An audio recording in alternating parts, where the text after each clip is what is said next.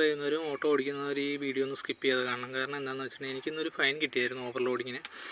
നമുക്കറിയാം ഒരു ഓട്ടോയിൽ അലൗഡായിട്ടുള്ള പാസഞ്ചേഴ്സിൻ്റെ എണ്ണം എന്ന് പറഞ്ഞാൽ 3ആണ്. പക്ഷേ പല യാത്രക്കാരും അത് ശ്രദ്ധിക്കാറില്ല. എന്ന് വെച്ചിട്ടുണ്ടെങ്കിൽ അവരൊരു 4 പേരൊക്കെ ഉണ്ടെങ്കിൽ അഡ്ജസ്റ്റ് ചെയ്ത് ഓട്ടോയിലിരുന്ന് പോകും. നമ്മൾ ഓട്ടോക്കാരും അങ്ങനെ എതിർപ്പൊന്നും പറയാറില്ല. എന്ന് വെച്ചാൽ നമുക്ക് കാലക്കുട്ടി കിട്ടുന്ന ചിലപ്പോൾ ഒരു ട്രിപ്പായിരിക്കും അത്. അപ്പോൾ അത് നമ്മൾ കളയാതെ മാക്സിമം കൊണ്ടുപോകാനേ നോക്കുകയുള്ളൂ.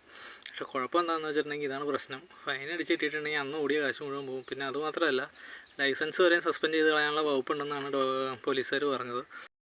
ഇപ്പോൾ ചെയ്യേണ്ടത് എന്താണെന്ന് വെച്ചിട്ടുണ്ടെങ്കിൽ 3 പേര് കൂടുതലുണ്ടെങ്കിൽ നമ്മൾ കാര്യം പറയുക. 3 പേര് കൂടുതൽ നമുക്ക് അലൗഡ് അല്ല എന്നുള്ളത്.